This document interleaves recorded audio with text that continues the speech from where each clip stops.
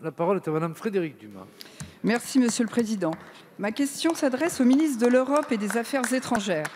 Du 26 février au 3 mars, nous nous sommes rendus au Kurdistan irakien et au Rojava, au nord-est syrien. Mon collègue Hubert Julien Laferrière et moi-même, 2 députés européens, Sylvie Guillaume et Mounir Satouri, ainsi que des avocats de l'ONG Avocats sans frontières. Nous avons pu constater sur place que les enjeux, les défis sécuritaires et humanitaires étaient considérables. En effet, dans les seuls camps d'Arol, devenus hors de contrôle, s'entassent plus de 60 000 personnes. Les évasions se multiplient. Plusieurs Françaises ont ainsi rejoint la région d'Idlib, sous contrôle de la rébellion syrienne, à l'instar de Hayat Boumedienne, la compagne d'Amedi Koulibaly, l'auteur des attentats de l'Hypercacher à Paris. La radicalisation au sein des camps inquiète les experts de l'ONU qui traquent l'État islamique.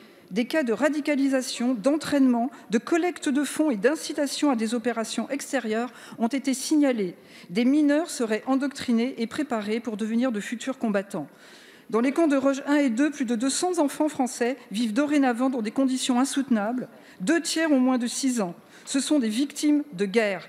Ne pas les rapatrier est indigne. Les laisser exposés à la violence physique, psychique et idéologique est irresponsable. Nous avons appelé dès notre retour à ce que des mesures urgentes soient prises dans le respect du principe européen de l'intérêt supérieur de l'enfant. Nous avons également appelé les autorités françaises à ne pas laisser nos ressortissants présents dans ces camps échapper à la justice et à les rapatrier en France, seul pays où ils sont judiciarisés, afin qu'ils rendent compte de leurs actes. C'est ce à quoi ont appelé l'ensemble des juges antiterroristes.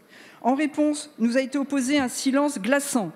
Pourtant, le 4 mars dernier, le Premier ministre belge Alexander De Croo annonçait que la Belgique, rangée jusque-là dans le camp des pays résolument hostiles au rapatriement, allait rapatrier tous les enfants de moins de 12 ans dans l'intérêt supérieur de l'enfant, ce qui signifie avec leur mère.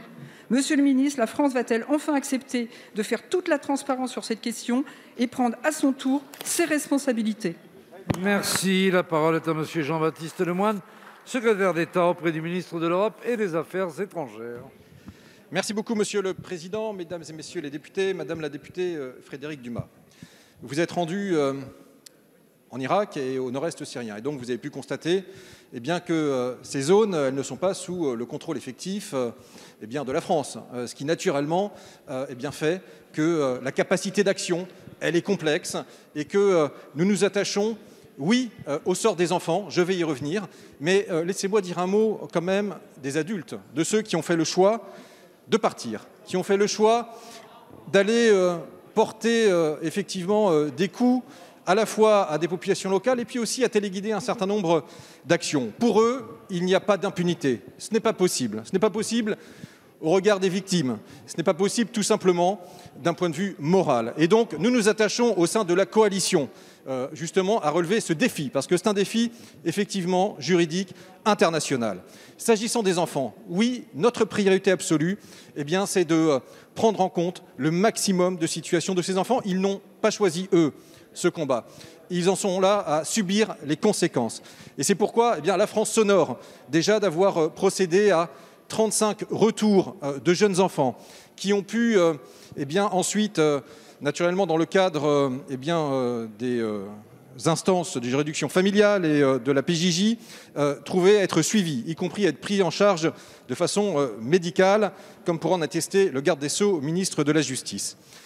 Et nous continuerons. Notre volonté, elle est intacte pour prendre en compte le maximum de situations des enfants. Mais aujourd'hui, Madame la députée, en ce 23 mars 2018-2021, souvenons-nous qu'il y a 3 ans, justement, c'est un terroriste qui était animé par cette haine et cette hydre islamiste qui enlevait la vie au colonel Bertram. Et donc, j'ai aussi une pensée pour les victimes et pour lui en particulier.